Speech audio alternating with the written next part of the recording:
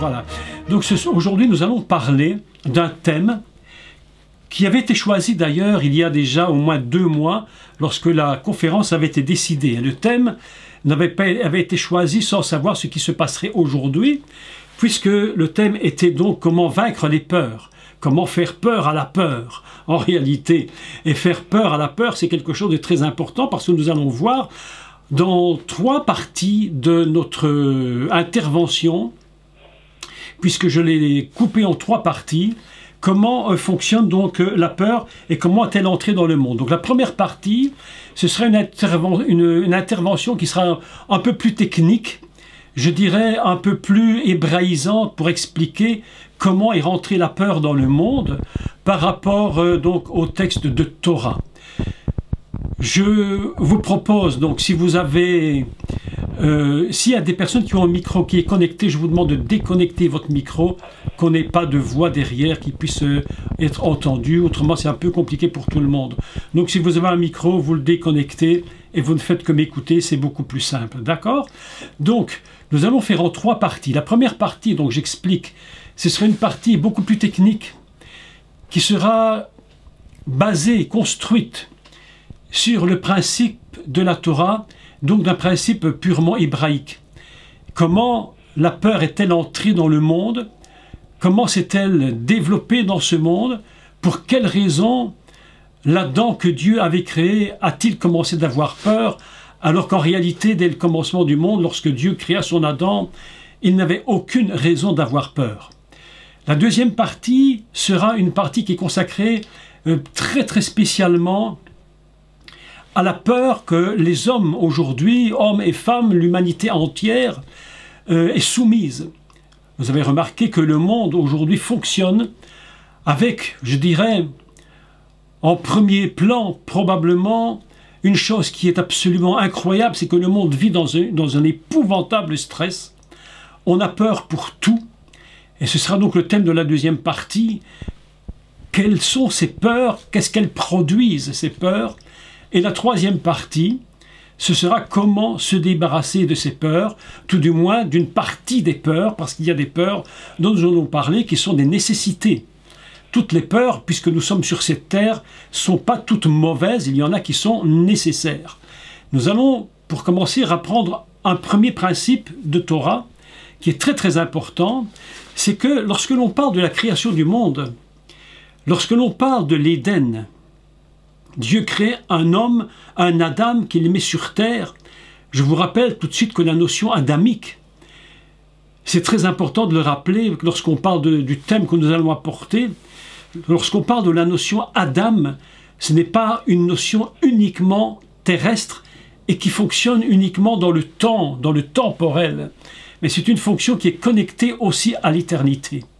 C'est pourquoi, souvent je le redis dans mes cours, que quand le Mashiach va venir, lorsqu'il est venu sur terre, lorsque Jésus, Yeshua, est venu sur terre, il n'avait d'autre mot dans sa bouche que de parler « je vous donne la vie éternelle ». Je ne vous donne pas du temporel, je vous donne de l'éternel. Mais voilà que la réalité est tout à fait particulière, puisque même le Messie, lorsqu'il vient sur terre, se trouve dans la temporalité, et que lui-même, à un certain moment de sa vie, va être confronté à des peurs. Ces peurs, il va devoir les gérer, soit il va devoir les dépasser, ce que nous allons étudier un peu plus tard, soit il va devoir les gérer complètement. Donc, voilà ce qui se produit, et nous allons pour ce faire expliquer comment la peur est entrée dans le monde. Il faut toujours se rappeler d'une chose qui est très importante, c'est lorsque le créateur de l'univers décide dans son plan éternel, ce qui est évidemment extrêmement compliqué à expliquer, puisque le plan éternel de Dieu par rapport à sa création et son Adam, ce n'est pas automatiquement un plan, si vous voulez, qu'il a décidé à un moment, mais c'est un plan qui est éternel, c'est-à-dire qui n'est pas dans le temps. Et lorsqu'il décide de créer son Adam et son univers et son monde, il va évidemment le placer sur cette terre et il va lui donner si vous voulez, sa structure adamique qui est fondamentalement créée en relation avec l'image du Créateur. Il est impossible pour l'Éternel Dieu de créer quelque chose qui ne lui ressemble pas. C'est impossible. Donc, il va dire qu'il crée son homme à son image, ou dans son image, et dans sa ressemblance. Vous remarquerez qu'à partir du moment où l'homme est créé dans l'image et dans la ressemblance, jamais, à aucun instant, il est dit que l'homme était dans la peur. Il y a un texte très intéressant dont nous allons parler, où 2 fois le mot peur va être repris. Le mot peur va être repris 2 fois. La première fois, c'est pour dire attention, il y a des peurs qui sont nécessaires. La deuxième fois, le mot peur va être totalement différent.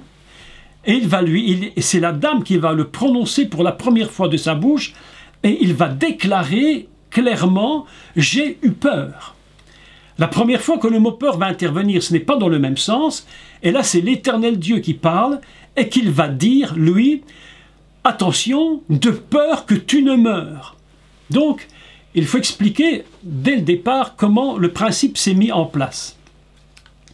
Nous allons nous rappeler que au moment où Dieu crée son Adam, la Torah nous enseigne une chose très importante, c'est qu'il le crée, et la Bible nous dit, la Torah nous enseigne qu'il prend son Adam et il va le mettre lui-même dans ce qu'on appelle le Gan Eden, c'est-à-dire le jardin d'Éden. Éden qui est un mot absolument fabuleux, puisque le mot Éden est un mot qui signifie paix, tranquillité, en fait tous des qualificatifs évidemment qui font que on aspire tous à rentrer dans cet Éden. Lorsque l'humanité sera remise grâce au Mashiach dans le principe de l'Éden éternel, tout l'Éden va prendre sa structure et sa force dans un domaine, je dirais, qui dépasse toute imagination. C'est pourquoi tous, en réalité, nous aspirons à cet Éden. Vous vous rappelez de cette fameuse chanson? Je crois que c'était Jean-Jacques Goldman qui avait chanté, si je ne me trompe pas, il a dit « on ira tous au paradis ». Ce qui est une erreur, évidemment, on n'ira pas tous. Mais c'est simplement pour vous faire remarquer une chose très importante, c'est que si le but et le fond de l'humain, le fond adamique, c'est qu'on aspire tous, quel que soit l'être humain, à retrouver cette origine de l'Adam, qui va être dans le Gan Eden, un endroit absolument fantastique.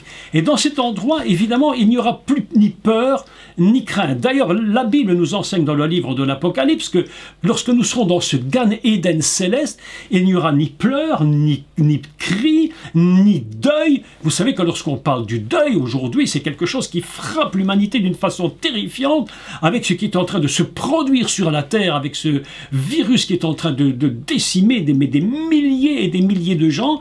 Mais voilà que tout le monde aspire à se retrouver dans le Gan Eden où il n'y a ni deuil, ni pleurs, ni cris, ni maladie.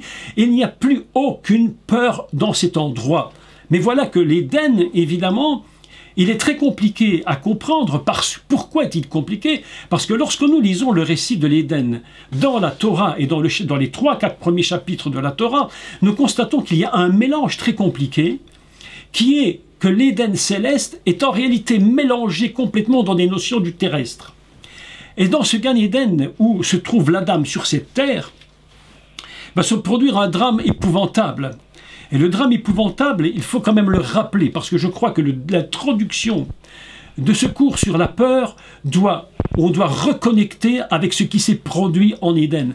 Parce que c'est à cause de ce qui s'est produit en Éden et de la chute que l'Adam va déclarer à un moment donné, il va dire « j'ai eu peur ».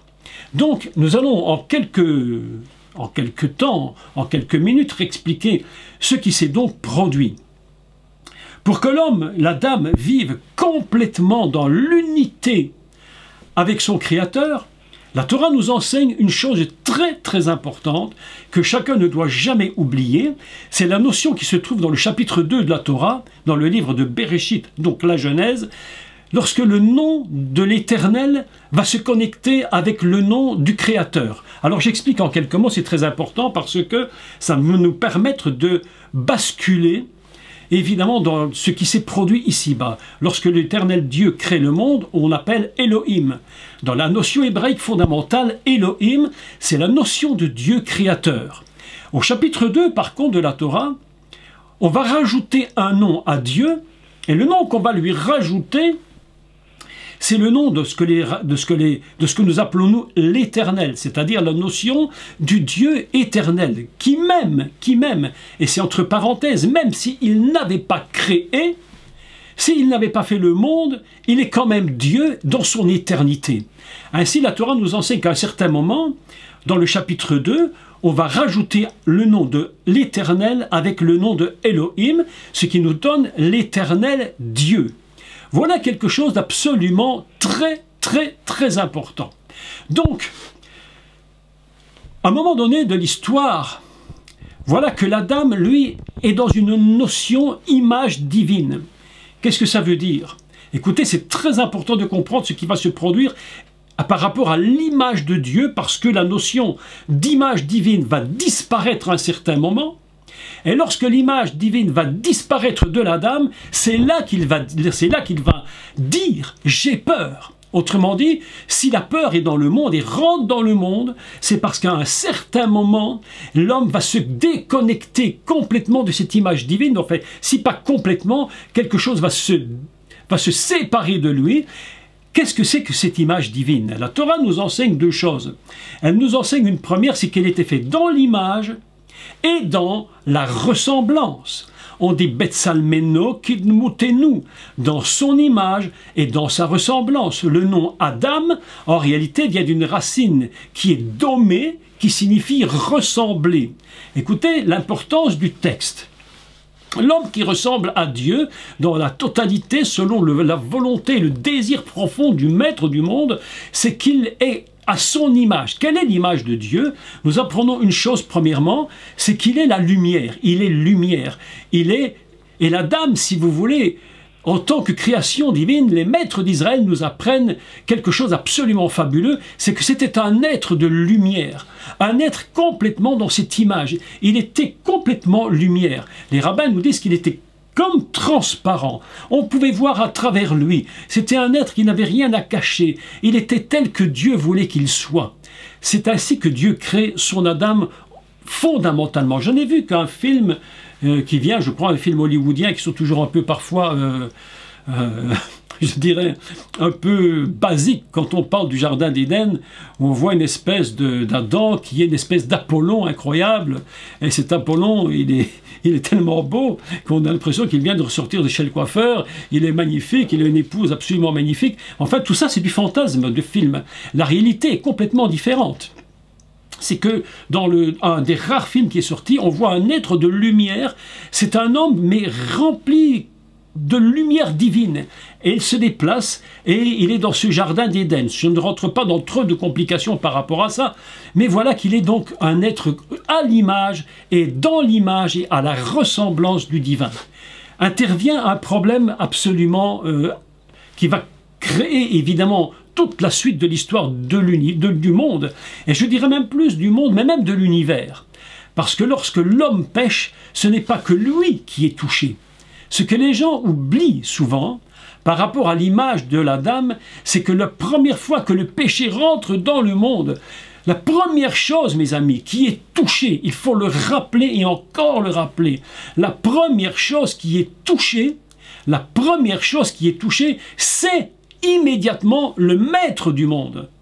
Et nous, en plus, l'Adam va être touché, mais pas seulement lui, mais même la nature du monde sera touchée. La nature, les arbres, la Bible nous enseigne, la Torah nous dit qu'à partir du péché, la terre a produit des ronces et des épines, chose qu'il n'y avait pas en Éden. Ainsi, on se rend compte que le jardin d'Éden commence à avoir une structure différente.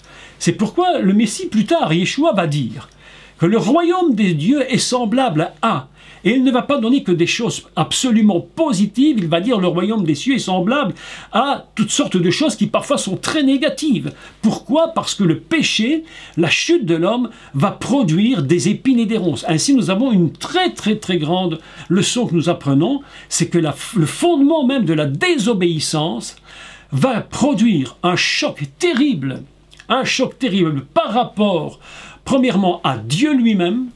Et vous savez que lorsque quelqu'un pêche, le premier touché qui est Dieu, nous n'avons même pas conscience véritablement de ce que cela représente véritablement. Lorsque vous touchez Dieu, sa nature elle-même est complètement, j'allais dire, choquée. Dieu est attristé. C'est là qu'il y a quelque chose d'absolument terrible qui se produit. Donc, voilà que l'Adam, maintenant, se trouve dans l'Éden, et nous avons un personnage qui rentre dans l'Éden, et là nous allons parler de quelque chose de très important, c'est la chute. Parce que c'est cette chute qui va entraîner la peur. Donc jusque-là, Dieu avait quand même mis en garde Adam.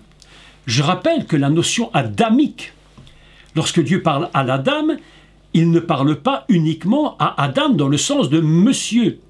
Lorsqu'il parle à la dame, il parle dans le sens, de la complémentarité totale du féminin et du masculin, selon que la Torah nous enseigne que Dieu créa son Adam donc au singulier, et plus tard il va le séparer et ils seront mâle et femelle. Donc lorsque Dieu parle dès le départ, il va dire à son Adam, donc à la totalité de l'humanité, puisque l'Adam représente la totalité de son humanité, il va lui dire, donc de ne pas manger de l'arbre de la connaissance du bien et du mal, et une traduction dit « sinon tu mourras », mais le mot utilisé, que Dieu va utiliser, tout du moins dans la Torah bien entendu, c'est le mot « peine » qui veut dire « de peur que ».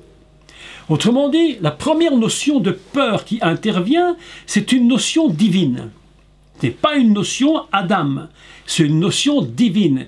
Et quand il dit de peur que de peur que tu ne meurs, donc on dit mourir, tu mourras, de peur que tu ne meurs, ça veut dire que Dieu met en garde et il dit fais attention parce qu'il y a une peur qui te prévient de ne pas faire tout et n'importe quoi. Je te donne un ordre, tu respectes ton ordre, tu respectes ce que je te dis, de peur que tu ne meurs.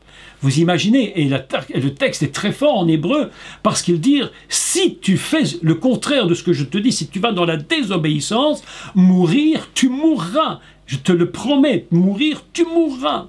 Ainsi, nous avons donc cette idée très très très importante où Dieu le premier va utiliser le mot de peur que, et là nous allons comprendre qu'il y a des peurs qui sont indispensables, parce que ces peurs nous mettent en garde contre des choses très dangereuses qui peuvent nous arriver. Nous allons comprendre le pourquoi. Donc, première chose que nous apprenons, c'est que Dieu veut utiliser la peur en lui disant « faites attention de peur que ». Souvent, aujourd'hui, nous sommes dans un même système. On dira par exemple à nos enfants « ne va pas jouer dans la rue là où il y a des voitures, de peur que tu ne te fasses renverser ». Évidemment, je me souviens lorsque j'étais un jeune papa, je disais à mes enfants, n'allez pas jouer sur le balcon de la maison de peur que tu ne tombes. Donc vous voyez qu'il y a un principe de peur qui n'est pas du tout un principe négatif, mais un principe de mise en garde. Ainsi Dieu va nous mettre en garde et va mettre l'humanité en garde. Fais très attention de peur que tu ne meurs. La question que je me suis souvent posée était la suivante, mais qu'est-ce que Dieu, qu'est-ce que la dame pouvait bien comprendre au mot mourir? Qu'est-ce que ça voulait dire pour lui la mort? Voilà quelque chose qui est très très très compliqué. Lui, qui n'avait jamais encore vu la mort, qui ne la connaissait pas, qu'est-ce qu'il pouvait comprendre dans le sens de mourir? Donc, voilà que Dieu le met en garde. Tu n'iras pas vers l'arbre de la connaissance du bien et du mal, tu n'en mangeras pas, de peur que tu ne meurs. Et nous apprenons qu'évidemment intervient un personnage tout à fait particulier dans la Bible, qui est une métaphore, bien entendu, une métaphore de celui qui est le diable, Satan, le séducteur. Il faut d'abord parler du séducteur, parce que la peur va venir à cause d'une séduction. Le séducteur, qu'est-ce qu'il fait? Que fait le serpent? Le serpent vient vers la femme, puisqu'à ce moment-là, ils ont été, si vous voulez, la femme est sortie de l'Adam, et il se trouve un homme, un mâle, et une femme féminin. Le serpent, le Nahash, va venir devant elle. Rappelons brièvement l'histoire, mais elle est importante. Il va commencer la conversation. Pourquoi pour la faire tomber dans un piège. Le piège, c'est la séduction. Je voudrais faire un mot sur la séduction. Yeshua disait très souvent, il a souvent dit, et surtout dans la fin des temps, il nous enseigne qu'il y aura des prophètes qui viendront pour séduire. Le mot peut être traduit par égarer, tromper. Autrement dit, que fait le serpent? Il va sous des apparences absolument magnifiques. Il va tourner dans la tête de la femme qui elle-même, la Torah nous enseigne une chose importante, c'est que lorsqu'elle voit l'arbre de la connaissance du bien et du mal, elle trouve qu'il est magnifique. J'aimerais qu'on lise ensemble ce texte en introduction, et vous allez voir l'enchaînement qui va se produire par rapport à la peur est très très très important. Prenons ensemble, si vous le voulez bien, le début de l'enseignement, donc dans le livre de Bereshit, donc pour ceux qui ne connaissent pas, donc Bereshit, c'est la Genèse, et au chapitre 3, et nous allons expliquer quelques mots importants, où nous allons comprendre ce qui s'est produit et comment la peur est rentrée dans le monde.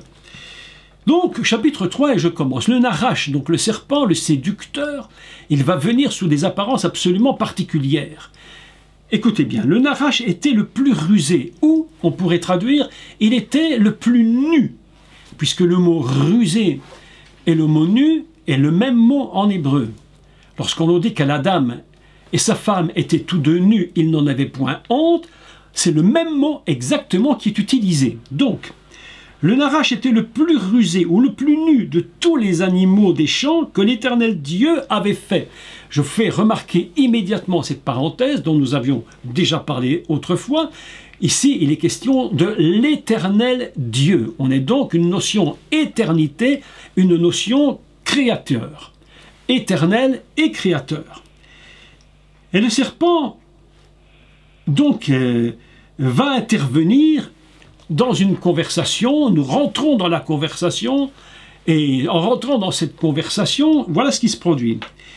Il dit à la femme, le texte dit, même qu'il a dit, même qu'il l'a dit. On a l'impression de rentrer dans la conversation, en plein milieu d'une conversation qui était déjà engagée, dont nous ne connaissons pas ce qui était dit avant. Mais la Torah nous fait rentrer dans un même qu'il l'a dit. Ah bon? Et qu'est-ce qu'il a dit?